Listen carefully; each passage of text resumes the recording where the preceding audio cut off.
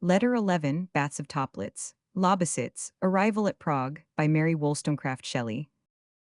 If we annoyed our cutcher by rousing him and desiring to set out at 12 at night, he was much more annoyed at our dilatoriness in the morning. We paid our accumulated account here, and became again independent of the world. The country round Arbisau is the scene of one of the most fatal of the battles, the defeat of Vandem, which caused the overthrow of Napoleon. The landscape is otherwise devoid of interest. Bare, sandy uplands are spread around without tree or enclosure. I dare say if we looked about, we should discover some rift in the earth, as at Rabenau, and descend amidst shady woods and murmuring streams and strange romantic rocks. A subterranean habitation, a gnome may be supposed to have formed, to lure a sylphid to his deep abode, which is all but incommunicable with upper air. And this idea was almost realized, as descending the steep from Arbisau we reached Töplitz, which is situated in a valley on the banks of the Saubach. I hear that the country around is beautiful. Of this we could see little. Our first achievement, after ordering dinner, was to visit the baths. Anything more delicious you cannot imagine. Instead of entering a dirty coffin, as at Kissingen, or the sort of sarcophagus usually used for such purpose, one corner of the lofty and comparatively spacious room in which you bathe is lowered, and you go down a few marble steps into a basin of the same material, filled with water of delightful temperature and pellucid clearness. I never experienced a more agreeable bath. After dinner, we wandered about the public gardens, which are very pretty, and diversified with sheets of water and 8 ices. Here we had the first specimen of a currency which is very odd, and put strangers off their guard. We had left thalers, which are 3 shillings, and Bavarian florins, which are 2 francs, for Austrian florins, which value 2 shillings. We were surprised to receive our bill for our dinner at Töplitz, nearly 13 florins. We expostulated, and it was explained. Murray also gave us the key to this mystery. All pecuniary transactions are carried on in a nominal currency, called Shane, 2.5 in name larger than the months, which is the real currency. After a complicated sum in arithmetic, multiplying our bill by 2, and then dividing it by 5, we found our dinner for 4 cost us 5 florins 12 kreutzers.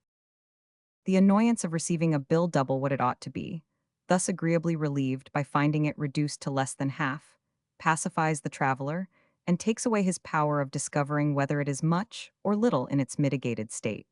We slept this night at a dirty inn at Lobositz. We reached Prague this evening, stopping on our way at Dachshund. The country is fertile and pleasant, but not striking. In the afternoon, we saw Prague as we thought close, and expected to reach it in 5 minutes. I think we were about 2 hours. Prague lies on the banks of the Moldau, and a part of the city climbs the height by which we descended. But the entrance is on the other side of the river, at the other extremity of the town, and the road makes a long circuit, sweeping round the hill and crossing the river at some distance from the gate. Looking down on Prague from the height, and with it thus in view so long as we descended, it wore a most picturesque and almost Eastern aspect, crowned as it is with minarets, domes, and spires. The portion of Prague that lies on the banks of the river is divided into an old and new town. The Neustadt, built by the Emperor Charles Roman IV in 1348, the date of this novelty gives a delightful air of venerableness to the older portions of the city, was at first separated from the rest of the city by a ditch.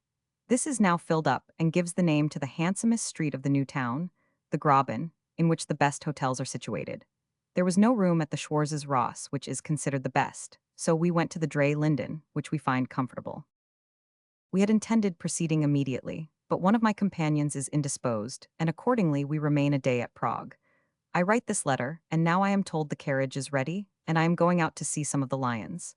I shall have time for few, for many hours have been wasted this morning, and but short space of daylight remains. Adieu. All is clean and comfortable, and the attendants civil and willing.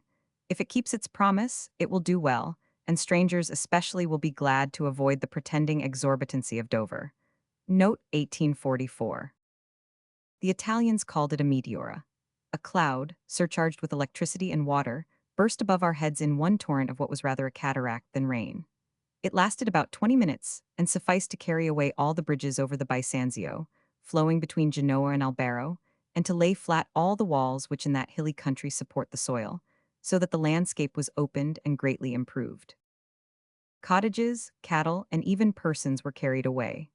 In the Alps, such a rush of water from the heavens was aided by the torrents that rushed from the mountain tops, and a sudden melting of snows.